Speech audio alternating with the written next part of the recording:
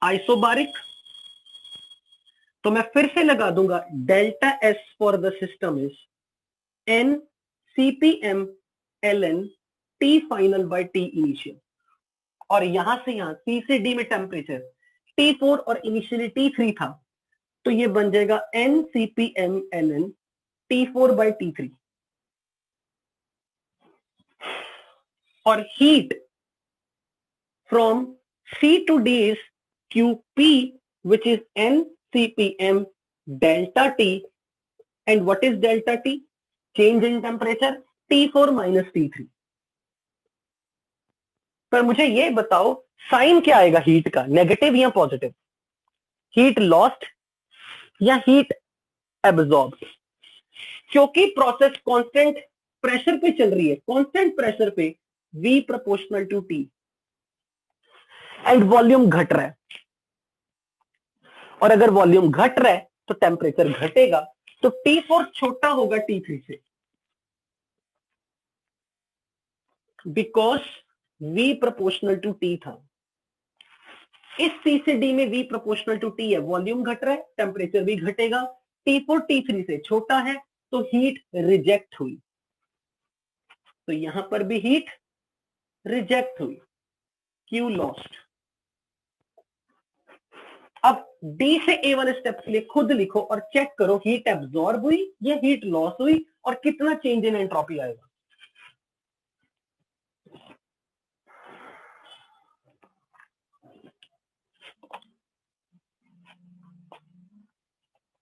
For the fourth step,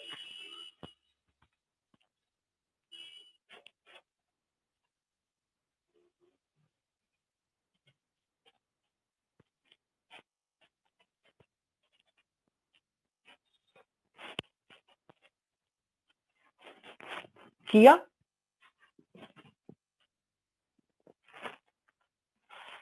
good.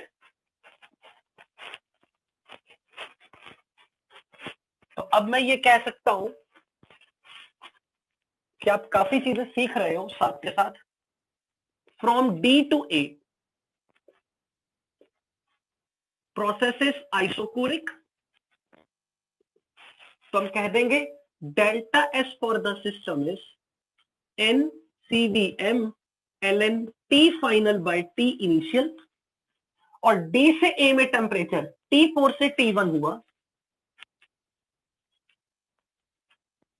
तो T1 by T4, और heat के लिए n C V M delta T, because Q is QV, process is a constant volume, so this is n C V M T1 minus T4, और क्योंकि constant volume पे है तो P proportional to T, और क्योंकि यहां से यहां प्रेशर बढ़ गया, P4 से P1 हो गया, तो टेम्परेचर भी बढ़ जाएगा, और इसलिए मैं बोल सकता हूं T1 T4 से बड़ा है, तो हीट एब्जॉर्ब हुई, हीट एब्जॉर्ब। तो इस स्टेप में हीट एब्जॉर्ब हुई, इस स्टेप में हीट लूज हुई, इस स्टेप में हीट लूज हुई, इस स्टेप में हीट एब्जॉर्ब हुई। तो मैं ये कह सकता हूं जिस जिस स्टेप में हीट एब्जॉर्ब हुई, इस स्टेप में एंट्रोपी बढ़ी, फिर घटी, फिर घटी, फिर बढ़ गई। तो entropy change positive, entropy change negative, entropy change negative, entropy change positive. मोटी सी बात, जिस स्टेप में हीट एब्जॉर्ब हो वहां एंट्रोपी चेंज पॉजिटिव आएगा, जहां हीट लूज हो वहां एंट्रोपी चेंज नेगेटिव आएगा।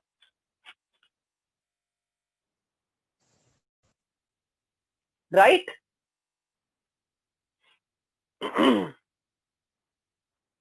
आवाज आई? क्योंकि अभी किसी ने कॉल कर दिया था, मुझे लगा वॉइस ना चला जाए।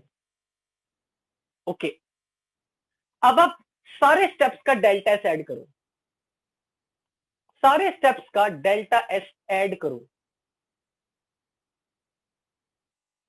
Add delta S for each and every step. तो अगर कोई ये कह दे कि सारे स्टेप्स का डेल्टा एस ऐड करना है, तो मुझे ये लग रहा है कि डेल्टा एस टोटल आप कुछ ऐसा लिखोगे, फर्स्ट स्टेप के लिए NCPM ln T2 by T1 plus NCVM ln T3 by T2 plus NCVM ln T4 by T3 plus NCP, sorry, this is CPM, this is NCVM ln T1 by T4. चारों steps का delta S add कर दिया.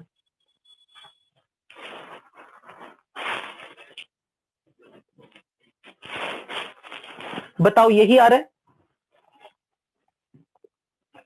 अभी तो ये हमें पता नहीं कि ये 0 आ रहा है या नहीं. आना तो चाहिए क्योंकि कुछ कट तो नहीं रहा दिख रहा. क्या पता तुरंत आपको दिख जाए.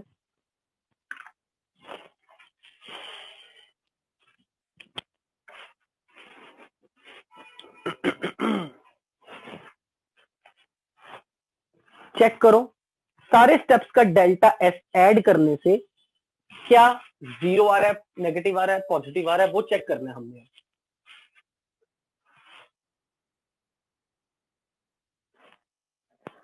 चलो अब आगे मैं दिखाता हूं. बच्चों अब एक चीज ध्यान देना.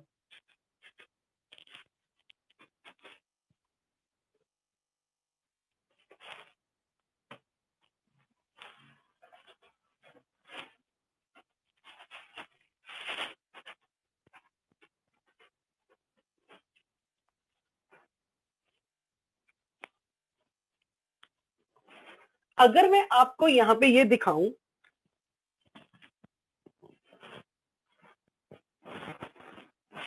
From A to B process is at constant pressure, तो V is proportional to T, तो कांस्टेंट प्रेशर पर मैं ये जरूर कह सकता हूं volume is proportional to T, तो B पॉइंट का वॉल्यूम अपॉन A पॉइंट का volume is temperature at B अपॉन टेम्परेचर एट A, जिसको मैं लिख सकता हूं V2 by V1 is T2 by T1. From B to C, process is at constant volume. तो P is proportional to T, तो मैं ये बोल सकता हूं B से C में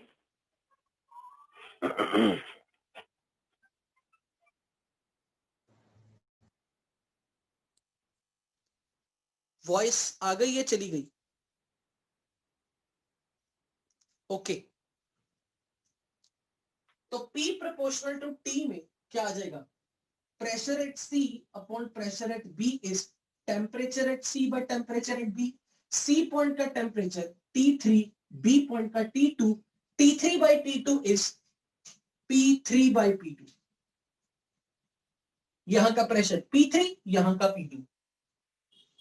P3 by P2 is T3 by T2. अच्छा, Bluetooth disconnected. Okay okay okay, I am connecting.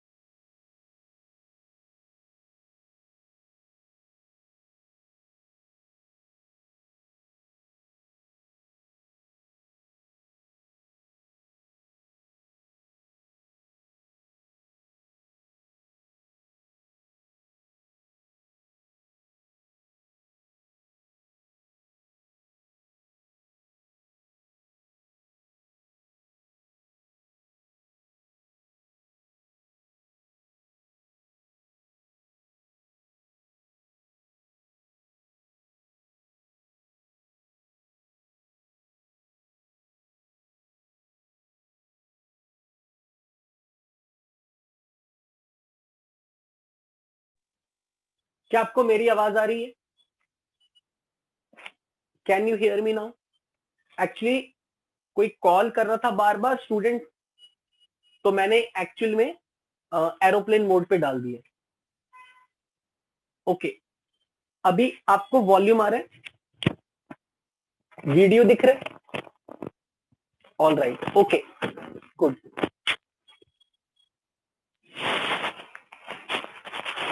So A से बी में temperature T2 by T1 is V2 by V1, क्योंकि बी पॉइंट का वॉल्यूम V2 है, ए point का volume V1। B से सी में constant pressure, तो T3 by T2 is P3 by P2। In fact मुझे P3 by P2 नहीं बोलना चाहिए, मुझे बोलना चाहिए यहाँ का प्रेशर P2 है और यहाँ का P1 P2 ही प्रेशर है, तो इनफैक्ट मुझे बोलना चाहिए P2 वॉल्यूम V2, यहाँ का वॉल्यूम V1, ऐसे बोलना चाहिए, ठीक है? क्योंकि यहाँ का वॉल्यूम तो V1 ही है, यहाँ का वॉल्यूम तो V2 ही है, तो मैं ये बोल सकता हूं यहाँ पे P2 by P1, क्योंकि C पॉइंट का प्रेशर P2 है, P2 by P1 is equal to V2 by V1, sorry T2 by T1, equation number 2, right? इसी तरह from C to D process is at constant pressure,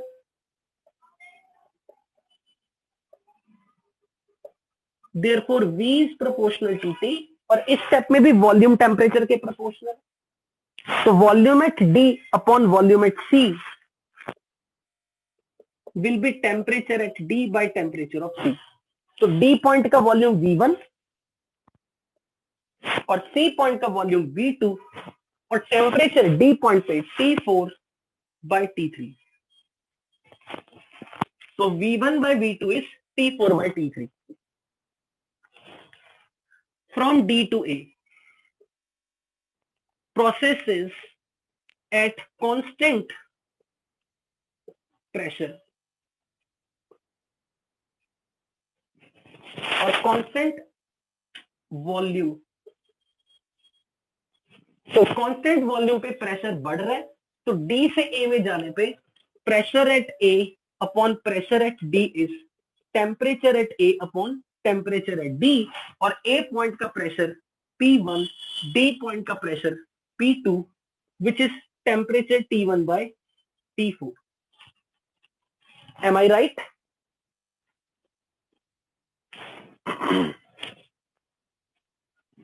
BC में pressure यहां का P1 है, sorry P1, volume V2, temperature T2, तो P2 bye P1 is T3 bye T2। तो B से C में टेम्परेचर आएगा T3 bye T2। Any other mistake जो दिख रही हो? राइट? अब हम इस चीज को यहां यूज करने वाले हैं, यहां। अब आप ये चेक करो, मैं T2 बाय T1 की वैल्यू, T2 बाय T1 की वैल्यू V2 बाय V1 यहां पुट कर सकता हूं। This is NCPM ln V2 by V1, और यहां T3 बाय T2 को, T3 बाय T2 को लिख रहा हूं P2 bye P1, NCVM ln P2 bye P1, और NCPM ln T4 बाय T3, T4 बाय T3 को V1 बाय V2, और T1 बाय T4 को P1 बाय P2।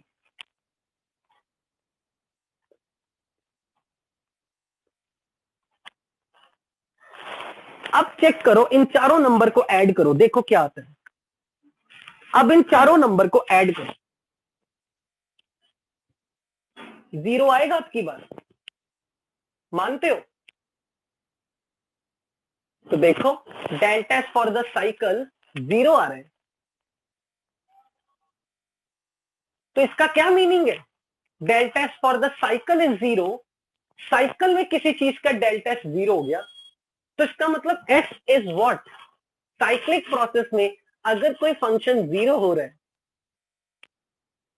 तो इसका मतलब entropy is a state function.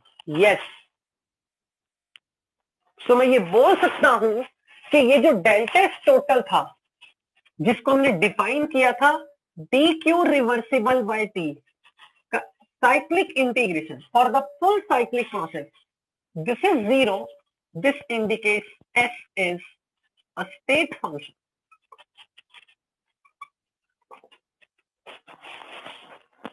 So it is very easy now for you to understand क्यों 0 नहीं हुआ? ये नंबर इससे कट जाएगा। किसी स्टूडेंट ने पूछा ये 0 कैसे हुआ?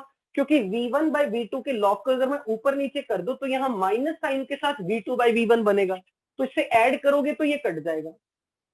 अगर मैं इनको ऊपर नीचे इंटरचेंज कर दूं, यहां माइनस आएगा, इससे ये टर्म कट जाएगी, तो यहां का एंट्रोपी चेंज इससे कटेगा, यहां का एंट्रोपी चेंज इससे कटेगा, नेट एंट्रोपी चेंज 0 आ गया। यार ये बात ही क्या कर दी कि 0 कैसे हो रहा है?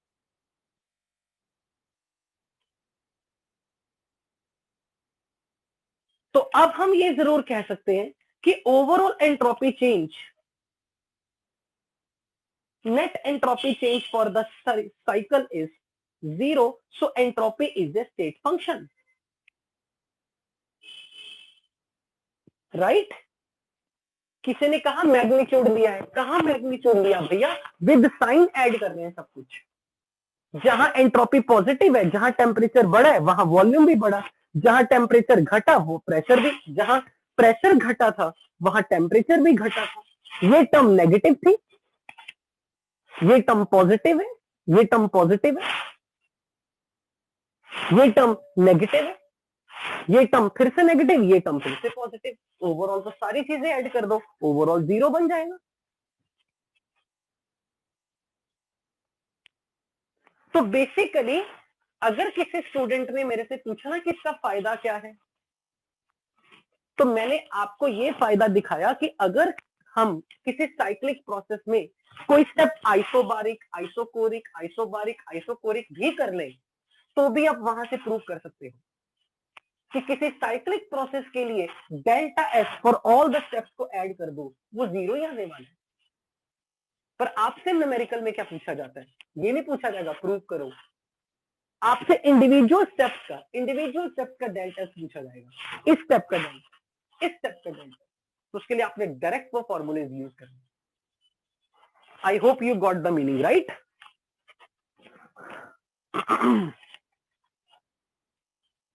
अब हम यहां से अगले स्टेप पे बढ़ते, एफिशिएंसी ऑफ साइकिल। इस साइकिल की एफिशिएंसी बताओ। तो एफिशिएंसी में अगर हम यहां बात करें,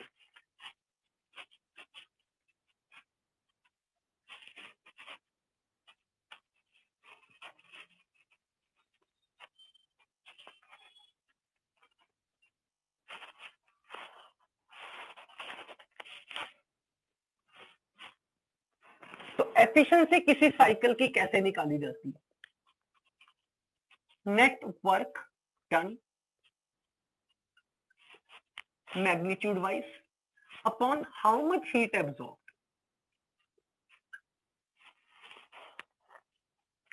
अब मैं इसको ये कह सकता हूं, अगर ये पीवी कर्व है, पीवी कर्व, तो area under the PV curve is work, तो net work is area under this curve and this is rectangle. और इस रेक्टेंगल का एरिया कैसे निकालोगे?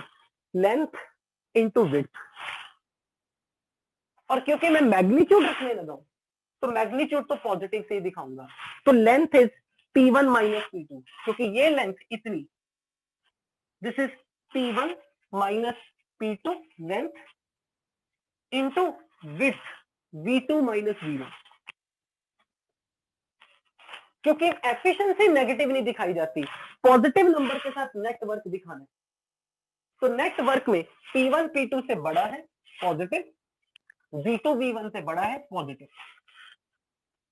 तो इस एरिया ऑफ रेक्टेंगल देख के आपने यहां पे वर्क निकालनी है, डिवाइडेड बाय हीट एब्जॉर्ब्ड। तो हीट कौन कौन से स्टेप में एब्जॉर्ब हुई थी? हमने चारों स्टेप की हीट लिखी थी। इस स्टेप में एब्जॉर्ब हुई और इस स्टेप में एब्जॉर्ब हुई। तो जो नेट हीट एब्जॉर्ब हुई वो इस स्टेप और इस स्टेप की हुई है, इसलिए हम लिखेंगे divided by Q from A to B plus Q from B to A, and this is how much?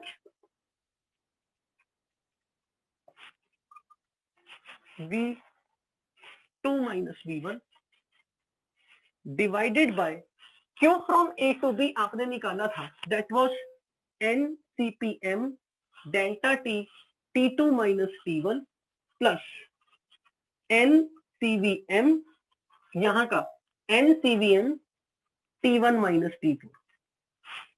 तो इस इक्वेशन से आप इसकी एफिशिएंसी निकालोगे। Net work done is area under the curve. PV graph है ना, पीवी ग्राफ का area work होता है, तो वर्क एरिया निकालना रेक्टेंगल का, तो लेंथ इंटू विड्थ। तो length, this much length, this is P1, this is P2, ये लेंथ कितनी बन गई? P1 minus P2। और विड्थ कितनी बन गई? V2 वॉल्यूम माइनस V1, ये पूरी विड्थ है। क्योंकि नेटवर्क डन का मैग्नीट्यूड दिखा रहे हो तो ये पॉजिटिव नंबर दिखाना है, तो बड़े में से छोटा सब्ट्रैक्ट करो, बड़े में से छोटा सब्ट्रैक्ट करो, simple. This is how efficiency of cycle. लेकिन डिवाइड बाय हीट एब्जॉर्ब्ड आपको पता हो, इसीलिए मैं हर स्टेप का हीट एब्जॉर्ब आपको कैलकुलेट करवा रहा था, हर स्टेप का। एंड डोंट थिंक कि हमने कोई डेरिवेशन किया, आपको न्यूमेरिकल भी इसी तरह के आएंगे। अब मैं थर्ड क्वेश्चन का आंसर देने लगा हूं कि सर जो आपने DQ रिवर्सिबल बाय T पढ़ाया था उसका कनेक्शन रैंडमनेस के साथ कैसे? और वो बेसिकली हमारा बहुत इंपॉर्टेंट क्वेश्चन है, क्योंकि हमारे सारे न्यूमेरिकल उसी से होंगे। तो चलो अब मैं आपको उसी डायरेक्शन में लेके जा रहा हूं। तो आप अब ये ध्यान रखना, जब भी कभी कोई साइक्लिक प्रोसेस आपको ग्राफ में दिखेगी तो आपने हर स्टेप का डेल्टा एस ऐड करना उन्हीं चार फॉर्मूलाज की मदद से। और दूसरी चीज, हर स्टेप का हीट एब्जॉर्ब आपको पता हो। अगर आप बच्चों सच में ये पकड़ गए ना, सर ये तो प्रेशर कॉन्स्टेंट प्रोसेस हो रही है, तो Q इज QP, जैसे QP आया NCP डेल्टा T, तो भाई साहब आपके मार्क्स आ गए। जैसे पता लगा कांस्टेंट वॉल्यूम पे Q is QV, QV is NCVM delta T, तो आप बच गए। बच्चों को बस यही नहीं हिंट मिलता, कब पता लगता है Q QP है, कब पता लगता है Q QV है? प्रोसेस देख के यार, कांस्टेंट प्रेशर कांस्टेंट वॉल्यूम पे, राइट? यहां तक आई होप एवरीथिंग क्लियर। चलिए, तो अब हम अपने डायरेक्ट नेक्स्ट क्वेश्चन पे जा रहे हैं।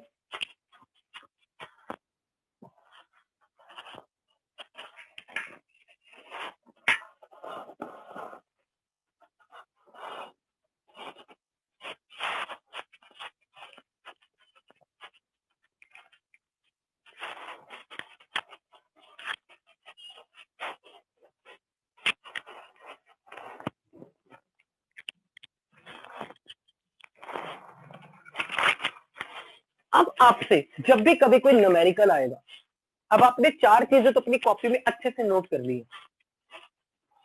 डेल्टा एस कैसे निकालना सिस्टम के लिए, DQ रिवर्सिबल बाय T का इंटीग्रेशन करके, अगर प्रोसेस आइसोथर्मल है it is Q reversible by temperature, reversible adiabatic, then it is Q reversible by T which is 0, isobaric process, delta S is N CPM ln T final by T initial, isochoric is NCVM ln T final by T initial. आप खुद realise करो, अगर मैं ये चीज आपको बार बार किसी बहाने से एक तरीके से रटवाने की कोशिश कर रहा हूं, क्योंकि मुझे पता है आपको न्यूमेरिकल इन्हीं फॉर्मूले पे आना, इन्हीं। अब अगला पॉइंट, न्यूमेरिकल का दूसरा स्टेप। कई बार अगर कोई भी आपको सवाल गैस का आ गया कि कोई प्रोसेस गैस के लिए बता दी, गैस एक्सपैंड कर रही है या गैस कंप्रेस कर रही है, तो अब मैं बेसिकली आपको सिखाना चाहता हूं कि इस इंटीग्रेशन का एक्चुअल में फिजिकल मीनिंग क्या निकल के आ रहा है। अब आप ये जानते हो फर्स्ट लॉ ऑफ थर्मोडायनेमिक्स से, change in internal energies Q plus W from the first law of thermodynamics. First law of thermodynamics plot, abbreviation first law of thermodynamics. अगर कोई प्रोसेस रिवर्सिबली हो रही है, गैस सिस्टम की state A से B तक reversibly change आ रहा है, तो मैं ये बोल सकता हूं कि this is Q reversible work in the reversible process. तो मैं डेल्टा E को अगर मैं small change in internal energy देखूं तो मैं ऐसे लिख रहा हूं, T is DQ reversible plus DW reversible. To calculate small change in internal energy, then small change in heat absorb or release, whatever, small change in work, इसका integrate कर दूंगा तो डेल्टा ही मिल जाएगा। अब अगर मैं इस प्रोसेस में DQ रिवर्सिबल प्लस DW को लिख दूं minus P external into DV is small work done, पर मेरा प्रोसेस रिवर्सिबल है, तो मैं P एक्सटर्नल को किससे रिप्लेस कर सकता हूं, P internal which is pressure of system. कब, अगर प्रोसेस रिवर्सिबल हो।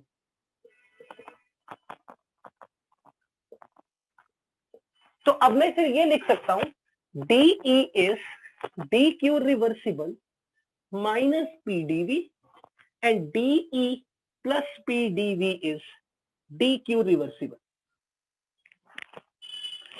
DE को लिख दूंगा NCVM DT और P को लिख देता हूं NRT 9 PDV। पहले तो मुझे आपको यहां से कुछ समझाना है, यहां तक के किसी स्टेप पे आई थिंक डाउट नहीं होगा, क्योंकि ये सिंपल स्टेप थे जो हमने फर्स्ट लॉ ऑफ थर्मोडायनेमिक्स में यूज की। शिवम अब एफिशिएंसी बाद में निकालता रहिए।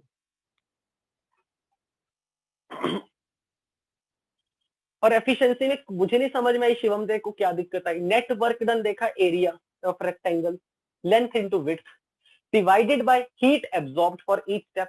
फर्स्ट स्टेप में हीट एब्जॉर्ब हुई थी और फोर्थ स्टेप में हीट एब्जॉर्ब हुई थी। सिंप्लीफाई करो, उसको सिंप्लीफाई नहीं करना ढक्कन। वैल्यूज थोड़ा ना दिए, वैल्यूज थोड़ा ना दी जो मैं सिंप्लीफाई करूं।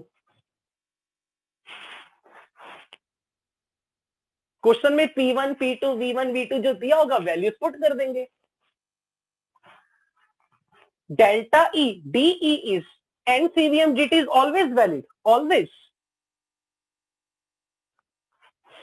क्योंकि वो तो बेसिक डेफिनेशन है। Delta is QV, QV is NCV DT।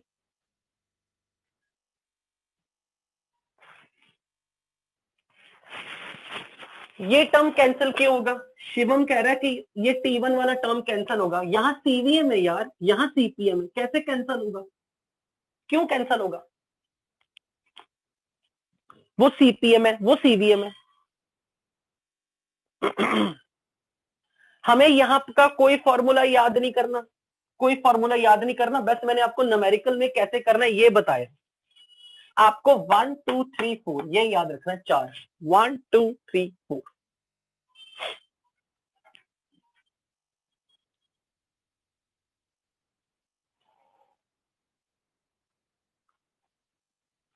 अब अगर मैं इस इक्वेशन से मैं जो चीज समझाना चाहता हूं वो ध्यान से समझो। किसी सिस्टम ने अगर हीट एब्जॉर्ब की, तो ये ध्यान से देखो, किसी सिस्टम ने अगर हीट एब्जॉर्ब की तो Q पॉजिटिव है। इसका मतलब क्या है?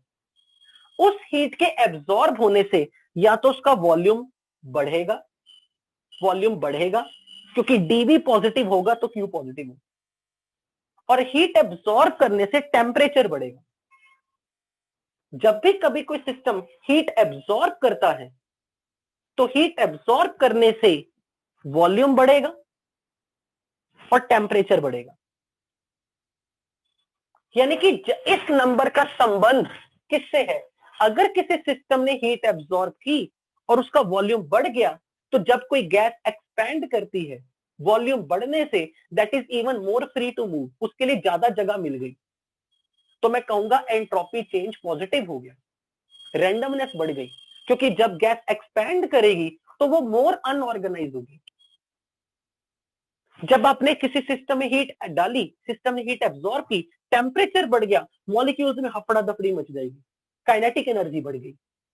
तो मैं कह सकता हूं कि इसका कनेक्शन रैंडमनेस से इसलिए है क्योंकि जब कभी कोई सिस्टम हीट एब्जॉर्ब करेगा उसके लिए वॉल्यूम बढ़ जाएगा, और वॉल्यूम बढ़ने से जब कोई चीज फैलेगी उसमें अनऑर्गेनाइजेशन आएगा, क्योंकि फैलने का मतलब बिखरना, एंड स्प्रेडिंग इज अनऑर्गेनाइजेशन का। अगर किसी में हीट एब्जॉर्ब की तो टेम्परेचर बढ़ गया, टेम्परेचर बढ़ने से मॉलिक्यूल्स में काइनेटिक एनर्जी बढ़ गई, काइनेटिक एनर्जी बढ़ने से सिस्टम में रैंडमनेस आएगी, क्योंकि हफड़ा दफड़ी मचेगी टेम्परेचर के बढ़ने से। इसलिए इसका संबंध रैंडमनेस से इसलिए क्योंकि इसका ताल्लुक डीवी से है, डीटी से, राइट। सो अगर कोई मुझे ये कह दे कि हम इससे रैंडमनेस से क्यों इंडिकेट रिलेट करते हैं, क्योंकि इसका कनेक्शन डीवी और डीटी से है। और जब कोई सिस्टम हीट एब्जॉर्ब करता है और heat absorbed is positive, entropy change is positive, मतलब रैंडमनेस बढ़ गई, क्योंकि गैस या सिस्टम ज्यादा वॉल्यूम ऑक्यूपाई करेगा, और ज्यादा वॉल्यूम में बिखरना लाइक रैंडमाइज होना। जब हीट एब्जॉर्ब हुई, टेम्परेचर बढ़ गया, मॉलिक्यूल्स में काइनेटिक एनर्जी आ गई, उथल पुथल हफड़ा दफड़ी हो गई, रैंडमनेस बढ़ गई। So this has relation with randomness in this way, right. अब अगर कोई आपको ये कह दे इसे डिवाइड बाय टी कर दूं, तो बच्चों ये number small change in entropy है, क्योंकि इसका integration total change in entropy है, तो इसका नंबर ये स्मॉल चेंज इन एंट्रोपी होगा। और अगर मैं इसे इंटीग्रेट कर दूं तो this is how you can calculate total change in entropy. यानी कि आप एंट्रोपी चेंज चाहे यहां से निकालो चाहे यहां से निकालो, एक ही चीज है। मैं अभी आपको बताने लगा हूं, प्रूव कर देता हूं। अगर मैं यहां इस एंट्रोपी चेंज के लिए कंडीशन लगा दूं, सपोज कि मैं आइडियल गैस के लिए एंट्रोपी निकाल रहा हूं, for an ideal gas I can say delta S is NCVM ln dt by T का integration from initial temperature to final temperature, plus P को लिख दो P by T is NR by V into dV का integration from initial volume to final volume. This will becomes NCVM integration से बाहर dt by T का integration ln T final by T initial plus NR ln V final by V initial. This you can apply to calculate entropy change for the gas. और ये आपके maximum time numerical इसी formula पे आएंगे जब जब कभी कोई क्वेश्चन गैस का होगा और आपको बोल दिया कि gas is undergoing expansion, gas is undergoing compression. जब गैस फैलेगी तो गैस का वॉल्यूम बढ़ रहा है, वॉल्यूम बढ़ने से रैंडमनेस आएगी। जब गैस कंप्रेस होगी तो गैस, बिखरी हुई गैस इकट्ठी हो रही है, तो गैस में रैंडमनेस घटेगी, तो उसके लिए एंट्रोपी चेंज नेगेटिव आएगा। जब भी कभी कोई न्यूमेरिकल गैस के लिए आएगा, use this equation, this is very very important for your numerical. 1 2 3 4 5। अब मैं आपको ये बताने लगा हूं, अगर आपने ये 4 किए हैं ना, आपको इसकी जरूरत नहीं पड़ने वाली। फॉर एग्जाम्पल अभी मैं आपको समझाता हूं। मान लो प्रोसेस आइसोथर्मल है, ठीक है। अगर प्रोसेस आइसोथर्मल है तो इस इक्वेशन में देखो, आइसोथर्मल में T initial T final same होने के कारण ये टर्म कट गई। जब कोई प्रोसेस आइसोथर्मल होगी गैस के लिए, गैस आइसोथर्मली एक्सपैंड कर रही है, तो अगर गैस एक्सपैंड करेगी तो यहां पे टेम्परेचर वाली टर्म कट जाएगी। और अगर गैस का वॉल्यूम बढ़ गया, वॉल्यूम पहले से बढ़ गया, तो ये टर्म पॉजिटिव हो गई। इसलिए एंट्रोपी चेंज पॉजिटिव क्यों है? जब गैस को एक्सपेंशन का मौका मिलेगा, क्योंकि जब गैस एक्सपैंड करेगी जितने ज्यादा बड़े वॉल्यूम में, उसमें रैंडमाइजेशन आएगी, वो अनऑर्गेनाइज होगी। इसलिए जब जब कोई एक्सपेंशन का प्रोसेस हो एंट्रोपी चेंज इज पॉजिटिव, और जब कोई कंप्रेशन का केस हो आइसोथर्मली मान लिया, तो T1 से T2 ये टर्म कट जाएगी। तो वॉल्यूम अगर घट गया पहले से, तो ये टर्म लेस देन 1 आ रही है, डेल्टा एस नेगेटिव आएगा। यानी कि कंप्रेशन के दौरान गैस की एंट्रोपी घटेगी, एक्सपेंशन के दौरान गैस की एंट्रोपी बढ़ेगी। तो जैसे हम पहले कहते हैं, जब गैस फैलेगी उसका फ्रीडम बढ़ गया, जब गैस को दबाओगे उसका फ्रीडम घट गया। तो compression delta S negative, expansion delta S positive. तो एंट्रोपी का चेंज, इस नंबर का ताल्लुक वॉल्यूम के इंक्रीमेंट से है, वॉल्यूम चेंज से है, इस नंबर का संबंध और टेम्परेचर चेंज से है। अगर प्रोसेस आइसोथर्मल है, यानी कि ये वाला केस, जब प्रोसेस आइसोथर्मल है तो ये टर्म खत्म, तो फिर यही बच गया, यही नंबर ये है, यही नंबर इसके बराबर। तो आइसोथर्मल के प्रोसेस में जब आप क्यू रिवर्सिबल बाय टी करते हो, तो क्यू रिवर्सिबल बाय टी यही आएगा। अभी आपको प्रूव करके देता हूं, आपको विश्वास नहीं आएगा मेरे से।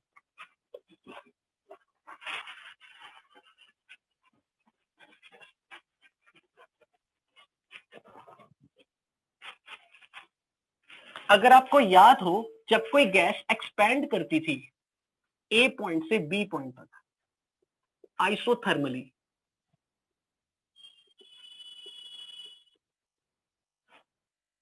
Isothermal expansion from A to B, pressure P1, volume V1, pressure P2, volume V2, temperature T1 से T1। याद करो तब आप क्या कहते थे? Delta E is Q plus W, delta is 0 और आइसोथर्मल प्रोसेस, क्योंकि रिवर्सिबल प्रोसेस है तो Q reversible is minus work reversible. और आप वर्क कैसे निकालते थे? NRT/ln V final by V initial, area under the curve. अब ये मत कहना कि हमें नहीं पता। प्रोसेस अगर आइसोथर्मल है तो T1 टेम्परेचर वही रहेगा, और अगर आइसोथर्मल प्रोसेस है, रिवर्सिबल है, डेल्टा एस निकालना होता, और आपने ये फॉर्मूला लगाया क्यू रिवर्सिबल बाय टेम्परेचर, और टेम्परेचर T1 है, तो Q reversible NRT1/ln V final by V initial by T1, T1 cancel. क्या ये फॉर्मूला सेम यही नहीं बन गया? जब प्रोसेस आइसोथर्मल है ये टर्म तो चली गई, बचा क्या? NR/ln V final V initial. चाहे आप यहां से निकाल लो, चाहे आप यहां से निकालो, बस भरोसा नहीं टूटना चाहिए आपका कि सर यहां से निकालेंगे तो हम ऐसे कर लेंगे, तो T1 से T1 कैंसल, डेल्टा एस ऐसे निकाल लेंगे। और अगर इस इक्वेशन से निकालना है तो टेम्परेचर कांस्टेंट है आइसोथर्मल प्रोसेस में, T1 T2 कट जाएगा, ये नंबर खत्म, NR/ln V final V initial आ गया। बताओ आया समझ? इजी है ना? चाहे आप वहां से निकालो, चाहे आप यहां से निकालो, जस्ट इट इज सिंपली कि आप दिमाग लगा के कर रहे हो, बस समझ के कर रहे हो, रट के नहीं कर रहे।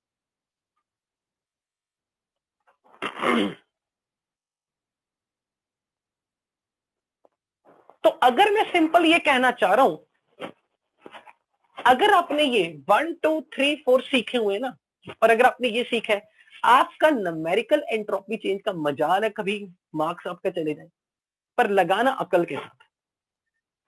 जैसे प्रोसेस आइसोथर्मल हुई गैस के लिए, मैंने ये हटा दिया, T1 T2 टर्म कैंसिल, सिर्फ ये बचा, तो जब जब गैस एक्सपैंड करेगी वॉल्यूम बढ़ेगा, delta S for gas will positive, entropy changes positive. Just a minute, एक बंदे को ब्लॉक करता हूं, वो कॉल कर रहा है मुझे।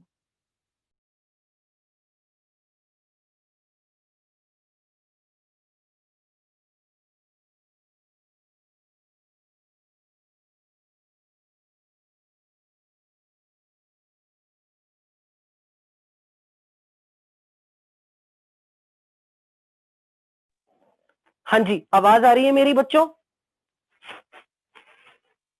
आई am audible to you? Okay. अब देखो, ध्यान से समझना, फिर से आसान काम।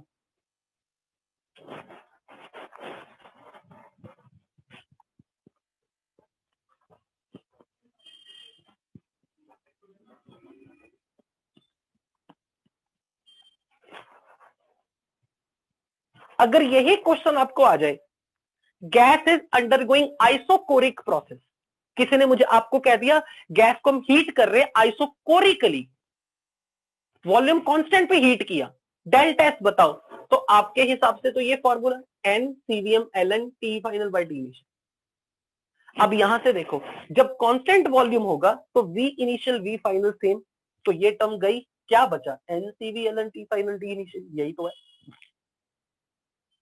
तो अगर आप ये कर चुके हो ना, इससे डरना नहीं है यार। आइसोथर्मल में ये टर्म जीरो हो जाती है, ये बच जाता है। आइसोकोरिक में ये टर्म जीरो हो जाएगी, ये बच जाएगा। तो आइसोकोरिक का केस भी पता लगा।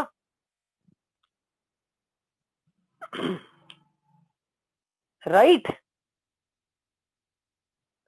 अब आइसोबारिक में देख लेते हैं, आइसोबारिक में दिखा देता हूं। आइसोबारिक अगर प्रोसेस होती गैस के लिए, तो आपने ये याद किया हुआ था, है ना, ये, और मैंने आपके लिए ये दिखा दिया।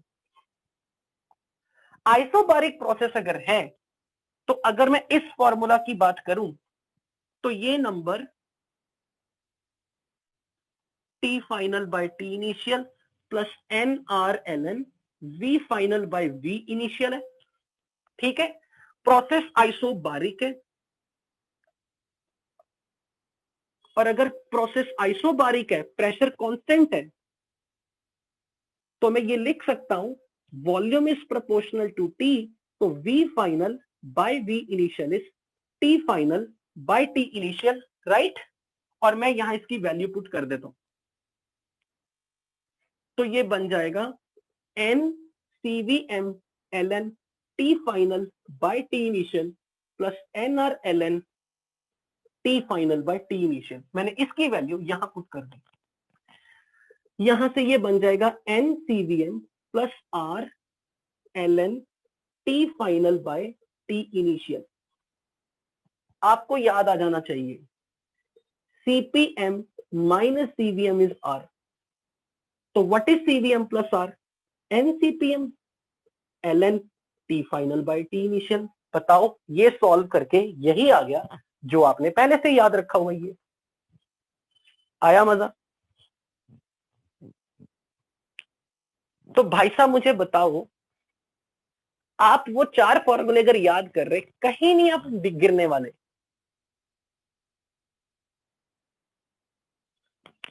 जब जब गैस का क्वेश्चन आएगा, मैंने इस इक्वेशन पे चले जाना। जब जब गैस का इक्वेशन आएगा, मैं इस पे चला जाऊंगा। लेकिन अगर किसी के पास, किसी ने कह दिया सॉलिड लिक्विड, कोई बात नहीं, हम यहां नहीं आएंगे, यहीं से सब कुछ करेंगे, वहीं से करेंगे। अब किसी ने पूछा एडियाबेटिक, एडियाबेटिक में क्या जरूरत है? क्यू ही जीरो है, तो डेल्टा जीरो है, एडियाबेटिक का तो चिंता ही नहीं, आइसोएंट्रोपिक प्रोसेस है यार।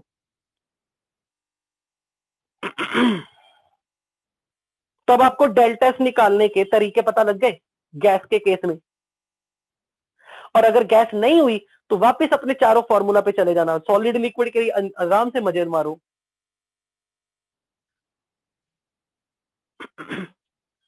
एक क्वेश्चन खतरनाक बनता है, ये समझ लो कि लाइक पेपर को लीक करने वाला। अब वो क्वेश्चन बताता हूं, उसमें आपको और मजा आएगा।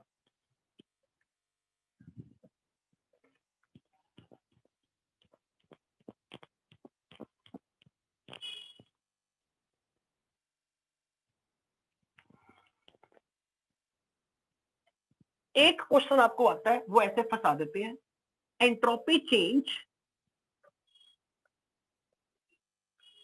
For phase transition.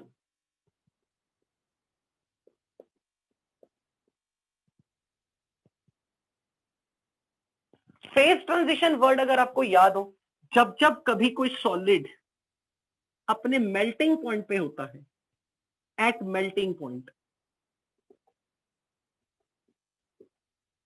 जब भी कभी कोई सब्सटेंस मेल्ट हो रहा है, अपने मेल्टिंग पॉइंट पे है, तो उसके लिए टेम्परेचर कांस्टेंट होता है, प्रेशर कांस्टेंट होता है, उसका टी भी कांस्टेंट, उसका प्रेशर भी कांस्टेंट। वैसे भी जब सॉलिड और लिक्विड है तो यहां प्रेशर की बात क्या करें, अगर ओपन सिस्टम में, ओपन कंटेनर में आइस मेल्ट हो रही है तो वो सराउंडिंग के कांटेक्ट में, तो सिस्टम का प्रेशर और सराउंडिंग का प्रेशर तो सेम ही है। तो जब भी कभी कोई फेज ट्रांजिशन होगा, कोई सॉलिड लिक्विड में कन्वर्ट हो रहा है एट द मेल्टिंग पॉइंट, ये क्वेश्चन जेई एडवांस में कई बार पूछा जाएगा। तो ऐसे केस में आपने कहना कि भाई टेम्परेचर कांस्टेंट है, प्रेशर कांस्टेंट है, क्योंकि जब तक कभी कोई मेल्टिंग पॉइंट आता है देयर इज ए इक्विलिब्रियम। तो सॉलिड और लिक्विड का जब इक्विलिब्रियम होगा तो टेम्परेचर प्रेशर इज कांस्टेंट। पर ये ध्यान रखो, listen, if temperature is constant process is isothermal, if pressure is constant it is isobaric as well. तो मैं यहां लिख सकता हूं Q is QP, Q is QP, equilibrium है तो प्रोसेस इज रिवर्सिबल, रिवर्सिबल, क्योंकि प्रोसेस इक्विलिब्रियम पे है तो उस वक्त मेरे लिए एक रिवर्सिबल प्रोसेस है, और सिस्टम का प्रेशर सराउंडिंग के प्रेशर के बराबर है, क्योंकि प्रेशर कांस्टेंट है, P system is P surrounding, process is reversible. तो ऐसे केस में DQ रिवर्सिबल बाय T का इंटीग्रेशन अगर करोगे तो अपना दिमाग लगाना है, T कांस्टेंट है तो T इंटीग्रेशन से बाहर आएगा, और इंटीग्रेशन के अंदर DQ रिवर्सिबल QP है और DQ का इंटीग्रेशन Q बनेगा, और QP is nothing but delta H by T. Delta H by T, यहां पर डेल्टा H क्या होगा, this is latent heat of fusion. Latent heat of fusion, delta H निकालने के लिए आप लगाओगे डेल्टा H बाई टी। जब कोई सब्सटेंस मेल्टिंग पॉइंट पे हीट एब्जॉर्ब करता है, लाइक आइस मेल्ट हो रही है, तो आइस ने सराउंडिंग से हीट एब्जॉर्ब की, पर आपको याद है हमने पार्ट 1 में भी पढ़ा था, जब सिस्टम इक्विलिब्रियम पे हीट एब्जॉर्ब करता है तो उसका टेम्परेचर चेंज नहीं होता, वो हीट क्या करने चली गई, वो सॉलिड मॉलिक्यूल्स के बीच में पोटेंशियल एनर्जी स्टोर करने चली गई, क्योंकि सॉलिड से लिक्विड बन रहे थे। कोई लिक्विड बन रही है तो वो मोर रेंडमाइज हो रही है, और मोर रेंडमाइज होने में एंट्रोपी चेंज पॉजिटिव आएगा ही आएगा। Just a minute,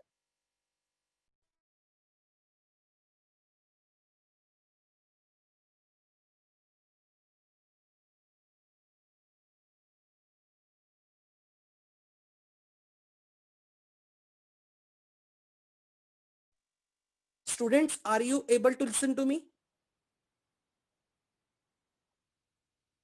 you can hear me right? तो मैं इस पॉइंट को दोबारा से बता देता हूं, I am going to repeat it.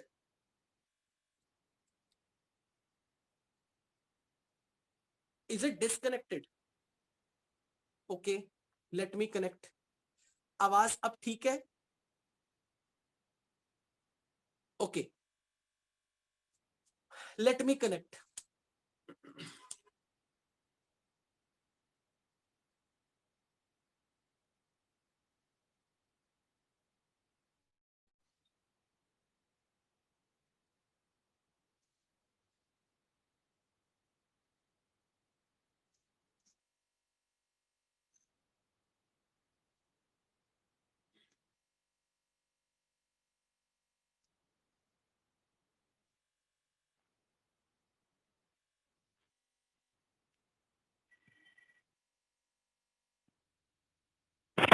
हाँ जी, आवाज आ रही है, आवाज आ रही? चलो देखिए,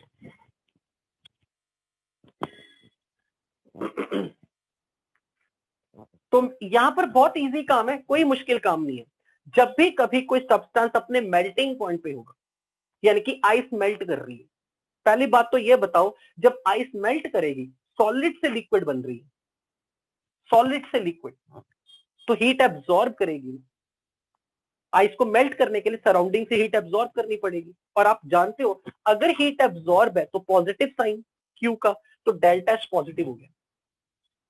यानी कि ड्यूरिंग दिस मेल्टिंग सॉलिड से लिक्विड बनते वक्त एंट्रोपी चेंज पॉजिटिव आएगा।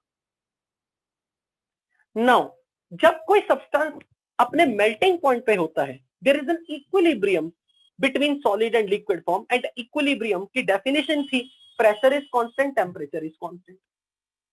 अगर एक आइस लिक्विड के साथ किसी कंटेनर में है, मेल्टिंग पॉइंट पे है, तो आइस जब मेल्ट भी हो रही है, प्रेशर तो सिस्टम का सराउंडिंग के बराबर ही तो है, क्योंकि सिस्टम सराउंडिंग के कांटेक्ट में है हमेशा, ओपन कंटेनर में हो रहा है, तो process is being carried out at constant pressure. वैसे भी ना ये गैस है ना ये गैस है, प्रेशर तो चेंज ही नहीं हो रहा किसी का, तो प्रेशर इज नॉट चेंजिंग। तो मैं बोल दूंगा कि प्रेशर जब कांस्टेंट है, टेम्परेचर कांस्टेंट है, तो उस वक्त ये क्यू अपने आप क्यूपी बन चुके, क्यू ने क्यूपी बन गया, QP is delta H.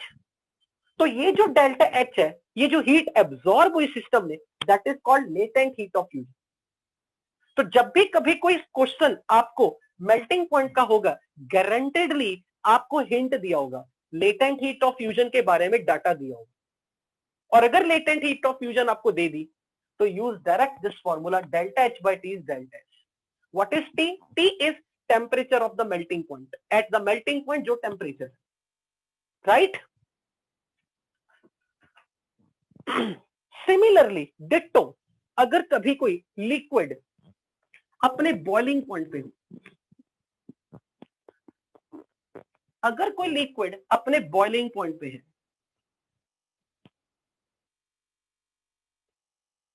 when a liquid boils at its boiling point, again there is equilibrium। अब की बार जो इक्विलिब्रियम होगा वो उसी सब्सटेंस की लिक्विड और गैस फॉर्म में होगा। इक्विलिब्रियम पे अब की बार टी सिस्टम जीरो नहीं हो सकता, क्योंकि गैस है। किसी कंटेनर में यहां लिक्विड है और इसके कांटेक्ट में कुछ स्टीम है, गैस है। इस स्टीम का प्रेशर, अंदर का प्रेशर अगर बाहर के प्रेशर के बराबर हो गया, पी सिस्टम पी एक्सटर्नल के बराबर हो गया, और आप इसे हीट कर रहे हो, तो जिस टेम्परेचर पे अंदर का प्रेशर बाहर के प्रेशर के बराबर होगा, उस समय ये लिक्विड बॉयल करना स्टार्ट करता है। ये बॉइलिंग की डेफिनेशन है। What happens at boiling? When you supply heat, you are increasing the temperature. जब टेम्परेचर लिक्विड के बॉइलिंग पॉइंट के बराबर होता है, अंदर का प्रेशर बढ़ के अपने आप को पी एक्सटर्नल के बराबर कर लेता है, और जब पी सिस्टम पी एक्सटर्नल बराबर हो गए तो प्रोसेस इज रिवर्सिबल। उस समय जब आप इसे और हीट दोगे, प्रेशर नहीं चेंज होगा, क्योंकि इक्विलिब्रियम आ चुका। अब आपने जो हीट दी वो प्रेशर नहीं चेंज करेगी, वो हीट लिक्विड को गैस में कन्वर्ट कर रही है। तो उस वक्त पी सिस्टम पी एक्सटर्नल के बराबर है, प्रोसेस इज रिवर्सिबल। तो अब मैं बोलूंगा D Q reversible by T का integration, which is delta S T, फिर से अब चेंज नहीं होगा। जब लिक्विड अपने बॉइलिंग पॉइंट पे आ गया, अब आप उसे हीट कर रहे हो, तो वो हीट काइनेटिक एनर्जी नहीं इंक्रीज करेगा, इसलिए टेम्परेचर चेंज नहीं होगा। पर लिक्विड मॉलिक्यूल्स में पोटेंशियल एनर्जी स्टोर हो रही है, लिक्विड मॉलिक्यूल को दूर किया जा रहा है, तो कुछ वर्क करने में वो हीट सारी की सारी खर्च होगी, लिक्विड को गैस बनाने में खर्च होगी। तो T will not change, T will be outside the integration, and क्योंकि प्रोसेस में प्रेशर कांस्टेंट हो गया इक्विलिब्रियम पे आके, तो dq is dqp, which is again delta h by t। पर अब की बार ये टेम्परेचर बॉइलिंग पॉइंट है, और इसे कहते हैं latent heat of vaporization. latent heat of vaporization.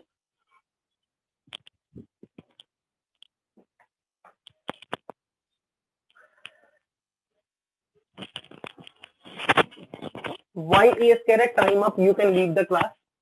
मैं तो आराम से 6:30 तक पूरा खत्म करूंगा. देखो, सबसे पहली बात, जब भी कभी there is an equilibrium between solid and liquid form at the melting point, equilibrium आते वक्त प्रेशर कांस्टेंट है, टेम्परेचर कांस्टेंट है. केमिकल इक्विलिब्रियम में पढ़ा था. इस वक्त जब सिस्टम का प्रेशर कांस्टेंट है तो वो सिस्टम का प्रेशर कितना है, सराउंडिंग जितना. और पी सिस्टम जब पी सराउंडिंग के बराबर हो तो प्रोसेस रिवर्सिबल कहलाती है. सिस्टम का टेम्परेचर कितना है, सराउंडिंग जितना. तो यानी कि जब भी मैं बोलूंगा, सॉरी, सिस्टम का टेम्परेचर सराउंडिंग जितना तो नहीं बोलूंगा. लाइक सपोज मैंने एक क्लोज कंटेनर में आइस रखी हुई है, आइस मेल्ट हो रही है, क्लोज कंटेनर है. पहली बात तो सॉलिड और लिक्विड है, अंदर कोई गैस तो है नहीं. सपोज यहां पे अगर कोई आपसे ऐसे कह दे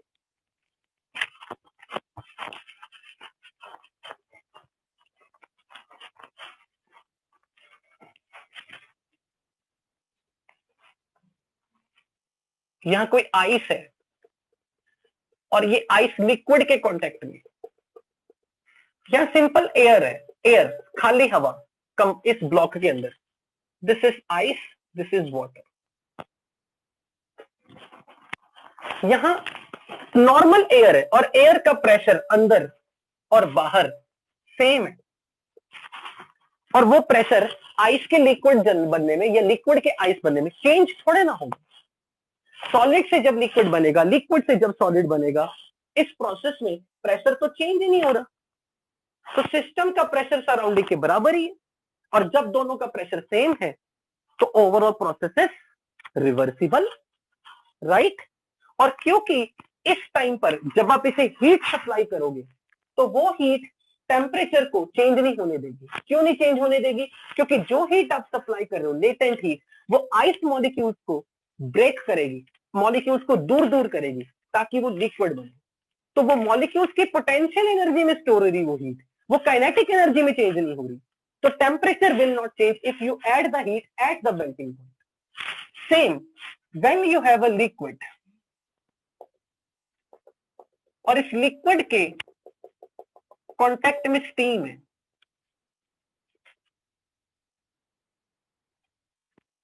let's say this is water, temperature is 100 degree Celsius. 100 degree क्यों लिया?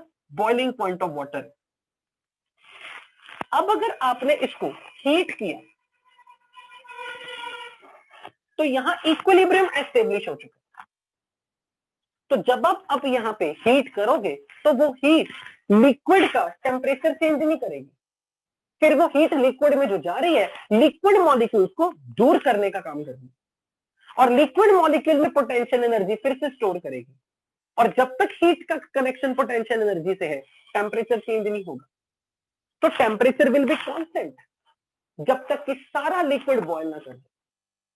लेकिन इस वक्त सिस्टम के अंदर का pressure P system must be equal to P external. क्योंकि बॉइलिंग की ये डेफिनेशन ही यही है, जब सिस्टम का प्रेशर एक्सटर्नल प्रेशर के बराबर बन जाए, ओनली देन लिक्विड बॉइल. और जब P सिस्टम P सराउंडिंग के बराबर है, प्रोसेस इज रिवर्सिबल. और सबसे बड़ी बात, रिवर्सिबल क्यों बोलते हैं मेल्टिंग पॉइंट और बॉइलिंग पॉइंट पे? क्योंकि उस टाइम पे सिस्टम का प्रेशर कांस्टेंट है, टेम्परेचर कांस्टेंट है, तो आप सिस्टम का P भी डिफाइन कर सकते हो, T भी डिफाइन कर सकते हो. कंटेनर का वॉल्यूम आपको पता है तो वॉल्यूम तो आप हर वक्त डिफाइन कर सकते हो.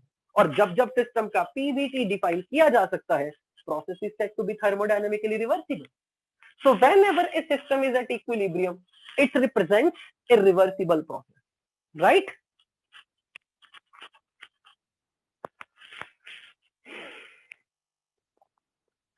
Now a question is, earlier you said equilibrium can't be achieved in open container, but that is only true if you are one of the substances gas.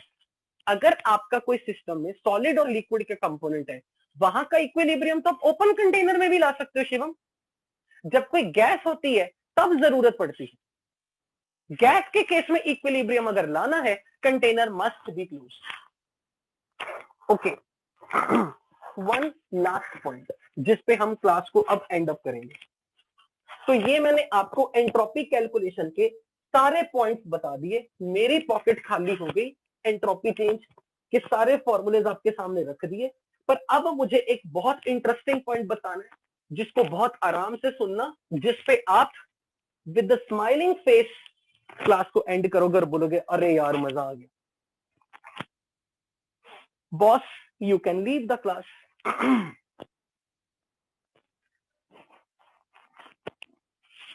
बच्चों अब से अगले 10 मिनट तक आप बिल्कुल ध्यान से एक एक शब्द सुनोगे। सपोज बच्चों कोई प्रोसेस ए से बी में रिवर्सिबली हो रही है और इस प्रोसेस में सिस्टम ने कुछ हीट एक्सचेंज किया क्यू रिवर्सिबल। अगर मैं सेम स्टेट ए से सेम स्टेट बी में गया लेकिन इस प्रोसेस में इरिवर्सिबल प्रोसेस है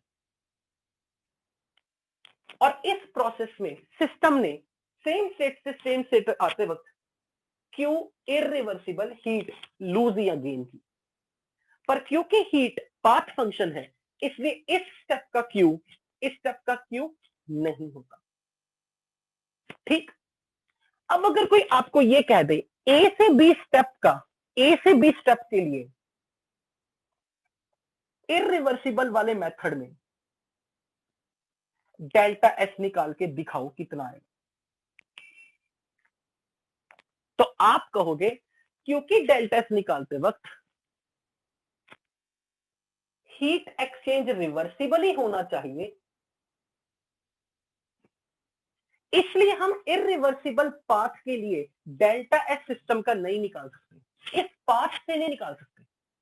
यानी कि सिस्टम ने जो हीट एब्जॉर्ब या लूज इरिवर्सिबली की, आप इसकी वैल्यू यहां रख के डेल्टा एस नहीं निकाल सकते, क्योंकि पिछली क्लास में आपने देख लिया था कि D Q irreversible by T, this is not delta S, only D Q reversible by T is delta S. पर आप ये अच्छे से जानते हैं कि ये जो एस है it is a state function, it is a state function. इसलिए सिस्टम को अगर मैं ए से भी इरिवर्सिबली लेके गया और मैंने आपसे पूछा इस पाथ में डेल्टा एस बताओ, तो आप जब भी डेल्टा एस निकालोगे एक हाइपोथेटिकल पाथ से निकालोगे। भले सिस्टम इरिवर्सिबली हीट लूज कर रहा होगा, पर आप उस सिस्टम के लिए सेम स्टेट से सेम स्टेट तक एक ऑल्टरनेटिव पाथ जो कि रिवर्सिबल पाथ है, वहां के मेथड से इस इक्वेशन को लगा के डेल्टा एस जो यहां का आएगा उसी को बोल दोगे यहां का डेल्टा एस, क्योंकि एस स्टेट फंक्शन है, उसको इससे फर्क नहीं पड़ता कि आप ए से बी रिवर्सिबली आए या इरिवर्सिबली आए। पर इरिवर्सिबल वाले पाथ में जो हीट का एक्सचेंज होगा उसकी मदद से आप डेल्टा एस नहीं निकाल सकते, क्योंकि ये डेफिनेशन ही नहीं है डेल्टा एस की। इसलिए किसी इरिवर्सिबल प्रोसेस का कभी भी डेल्टा एस निकालना हो तो हमेशा ध्यान रखना बच्चों, इरिवर्सिबल प्रोसेस में डेल्टा एस आप उसी पाथ से नहीं निकालोगे, हमेशा ऑल्टरनेटिवली हाइपोथेटिकल पाथ से डेल्टा एस निकालोगे, और जो इस पाथ का डेल्टा एस आएगा जो यहां के क्यू को यूज करके मिलेगा वही डेल्टा एस इस पाथ के लिए असाइन कर दोगे। राइट, कि एक इरिवर्सिबल प्रोसेस में डेल्टा एस कैसे निकालना है with the help of a reversible process. Is that clear? क्योंकि एस स्टेट फंक्शन है, क्योंकि इरिवर्सिबल पाथ से तो हम डेल्टा एस निकाल ही नहीं सकते। So for irreversible process we calculate delta S by alternative hypothetical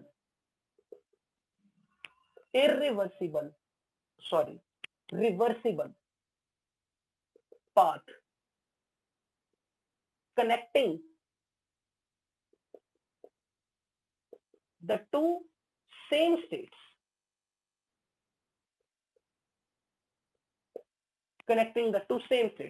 same state से सेम स्टेट कनेक्ट करने वाले रिवर्सिबल पाथ से आप इस तरीके से डेल्टा एस निकालोगे। सिस्टम ने इतनी हीट एब्जॉर्ब लूज नहीं की, सिस्टम ने हीट एब्जॉर्ब लूज इतनी की है इररिवर्सिबल, पर हम इसकी मदद से यहां से डेल्टा एस नहीं निकाल सकते, that is not delta S. इसलिए ऑल्टरनेटिव पाथ से डेल्टा एस निकालना पड़ेगा। ये तो एक पॉइंट हो गया। दूसरा पॉइंट, अब चीजें बहुत इंटरेस्टिंग होगी, एक एक शब्द ध्यान से सुनना। जो लोग क्लास छोड़ के जाना चाहते हैं वो मोस्ट वेलकम जा सकते हैं, लेकिन मैं इस छोटे से 2 पॉइंट्स को मैं एक हफ्ते तक पेंडिंग नहीं छोड़ सकता, क्योंकि आप अगले वीक जब आओगे पूरा भूल के आओगे।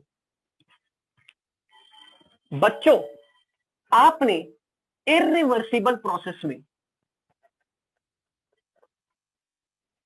और एक रिवर्सिबल प्रोसेस का अगर मैं कंपैरिजन करूं,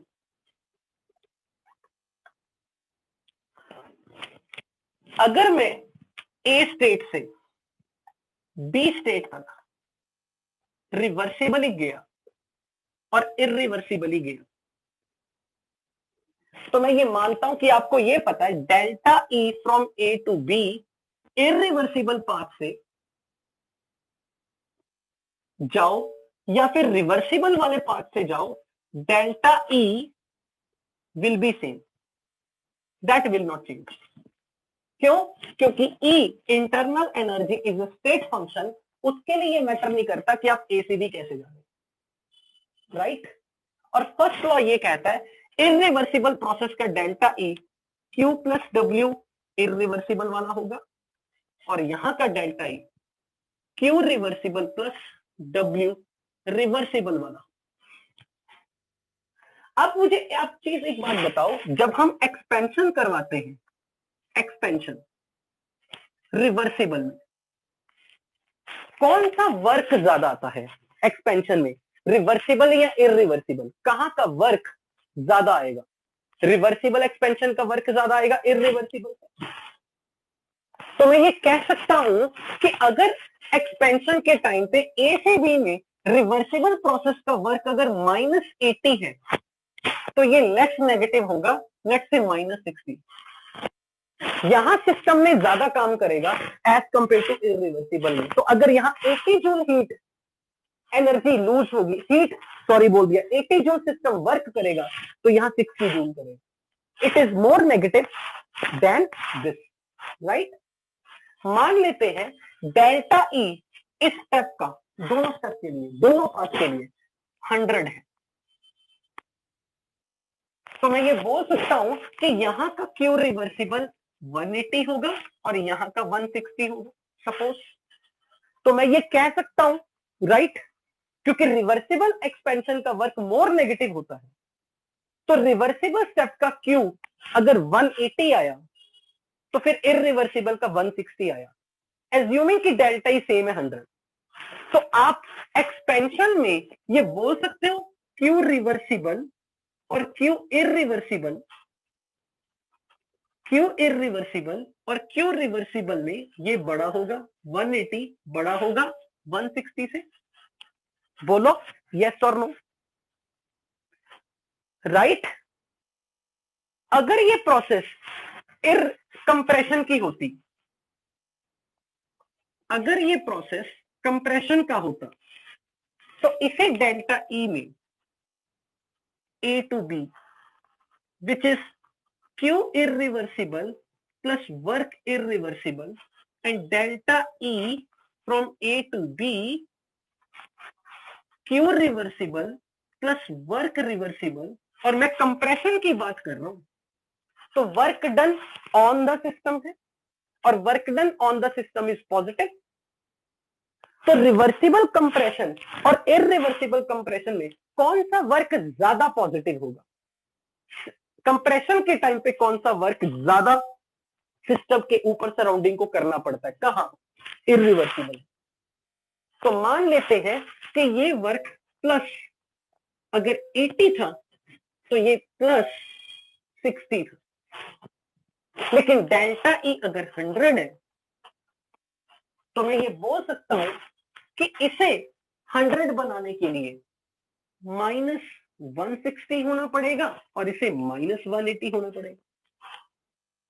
अब ऑब्वियसली मुझे -100 बोलना चाहिए, क्योंकि अगर मैं ए से बी एक्सपैंड कर रहा हूं तो फिर बी से ए कंप्रेस कर रहा हूं, मुझे ऐसे बोलना चाहिए था, बी टू ए। क्योंकि अगर मैंने गैस को ए से बी एक्सपैंड कराया तो बी से ए कंप्रेस कराया, तो डेल्टा ई -100 और बन जाएगा आपकी बात। अब की बार देखो, Q इरिवर्सिबल -180 है और Q रिवर्सिबल -160 है। विद साइन मैं अभी भी बोल सकता हूं Q रिवर्सिबल Q इरिवर्सिबल से बड़ा होगा, -160 इज बिगर देन -180, राइट? जिंदा? जब कंप्रेशन की बारी आई तो work of compression more positive था इरिवर्सिबल में, तो heat rejected by the system irreversible में ज्यादा रिजेक्टेड हुई। ओके, तो मैं यहां से ये कंक्लूजन निकाल रहा हूं कि चाहे प्रोसेस एक्सपेंशन की हो, चाहे प्रोसेस कंप्रेशन की हो, तो आप ये तो बोल सकते हो ना, Q reversible is greater than Q irreversible, चाहे प्रोसेस एक्सपेंशन हो या कंप्रेशन।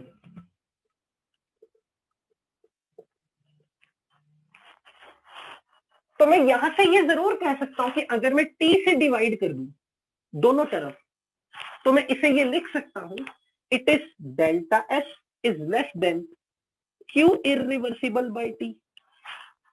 अगर मैं T से डिवाइड करूं, और ये बन गया Q irreversible is less than T delta S।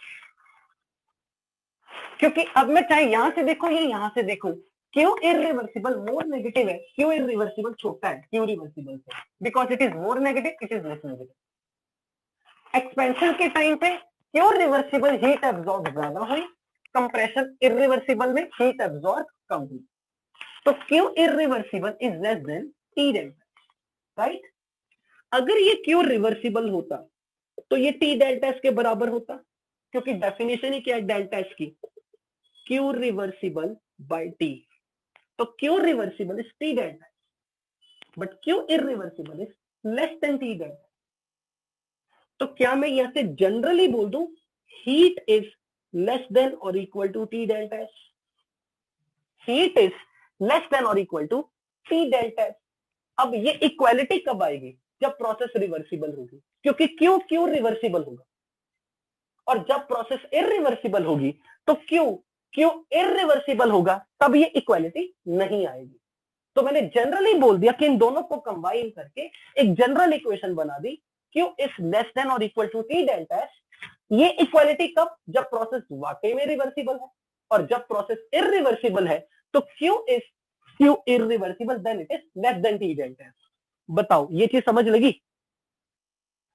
यहां तक समझ लगा? गुड। अब लास्ट के 2 मिनट प्रॉमिस छोड़ रहा हूं, अब ध्यान से सुनना, यहां पे जाके खत्म होने वाला ये चीज।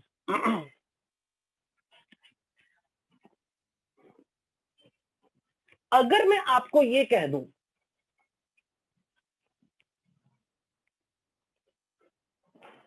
Q is less than or equal to T delta S, and we are talking of universe as our system, then you know that universe is isolated system, or isolated system cannot absorb heat, cannot lose heat. By the definition, isolated system cannot absorb or lose the heat,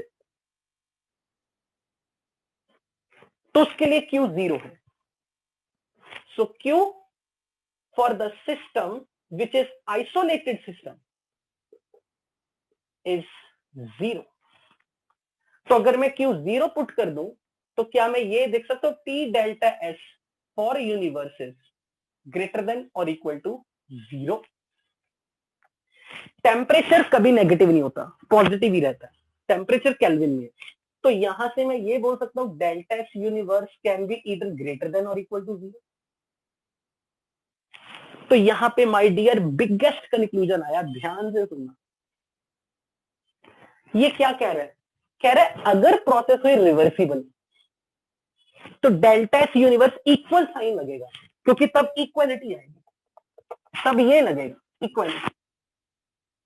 तो जब कभी कोई process reversible होगी तो delta S universe equal to 0 है, तो universe की entropy में कोई चेंज नहीं आएगा। लेकिन अगर कोई प्रोसेस इरिवर्सिबल हुई तो यहां लेस देन का साइन है, यानी कि टी डेल्टा की तरफ बड़ा साइन है, मुंह खुला हुआ है, तो डेल्टा एस यूनिवर्स पॉजिटिव आएगा। यानी कि इरिवर्सिबल प्रोसेस वो है जिसमें यूनिवर्स की एंट्रोपी बढ़ती है, लेकिन रिवर्सिबल प्रोसेस वो है जिसमें यूनिवर्स की एंट्रोपी घटती है। सॉरी, यूनिवर्स की एंट्रोपी नहीं चेंज होती, एंट्रोपी रिमेन सेम। तो इसका मतलब दुनिया में तो दो ही तरह के पॉसिबल है ना, या तो रिवर्सिबल या इरिवर्सिबल। और रिवर्सिबल प्रोसेस रियलिटी में नहीं होता, सारे प्रोसेस इरिवर्सिबल ही होते हैं। इसका मतलब इरिवर्सिबल प्रोसेस की आज आपको एक नई डेफिनेशन मिल गई कि इरिवर्सिबल प्रोसेस वो होता है जिसमें यूनिवर्स की एंट्रोपी बढ़ती है। यानी कि एंट्रोपी यूनिवर्स के लिए बढ़ सकती है, कभी घट नहीं सकती, क्योंकि एंट्रोपी चेंज नेगेटिव कभी नहीं आएगा यूनिवर्स में। यहां से हमें डेफिनेशन मिली सेकंड लॉ की कि यूनिवर्स की एंट्रोपी हमेशा बढ़ती रहती है। यूनिवर्स के लिए आप क्या बोलते हो? Energy can neither be created nor be destroyed, but total energy remains same. पर यूनिवर्स के लिए एंट्रोपी की डेफिनेशन क्या बन गई? Entropy can either be created but can never be destroyed. Universe की एंट्रोपी हमेशा बढ़ेगी। जब जब प्रोसेस इरिवर्सिबल होगा यूनिवर्स की एंट्रोपी बढ़ती रहेगी, और जिस समय यूनिवर्स ने अपनी एंट्रोपी बढ़ानी बंद कर दी प्रोसेस रिवर्सिबल हो जाएगी। यानी कि रिवर्सिबल प्रोसेस या इरिवर्सिबल प्रोसेस में अगर दो ही तरह के प्रोसेसेस पॉसिबल हैं तो ये स्पॉन्टेनियस प्रोसेस की डेफिनेशन हो गई।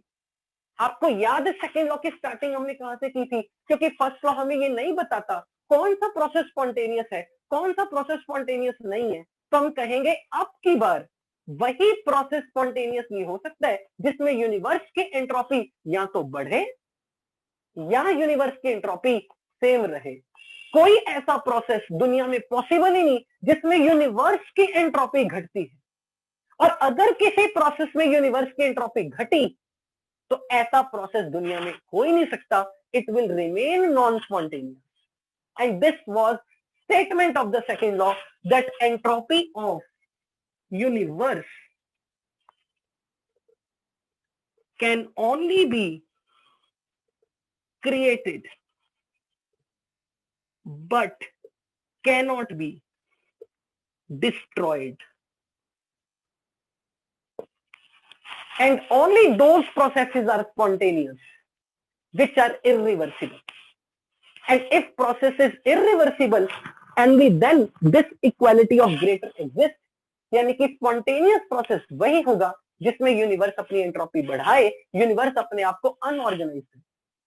लेकिन वो प्रोसेसेस जिसमें यूनिवर्स की एंट्रोपी सेम रह जाए, ऐसे प्रोसेसेस रिवर्सिबल होंगे, और रिवर्सिबल प्रोसेस रियलिटी में एग्जिस्ट नहीं करते। लेकिन कोई भी ऐसा प्रोसेस पॉसिबल ही नहीं, थ्योरेटिकली भी नहीं पॉसिबल, जिसमें यूनिवर्स के लिए डेल्टा एस नेगेटिव आए, यानी कि यूनिवर्स का एंट्रोपी घटे, ऐसा प्रोसेस कहलाएगा non spontaneous. With this I hope you must have enjoyed the class. We'll leave the meeting. Thank you so much and have a nice day ahead.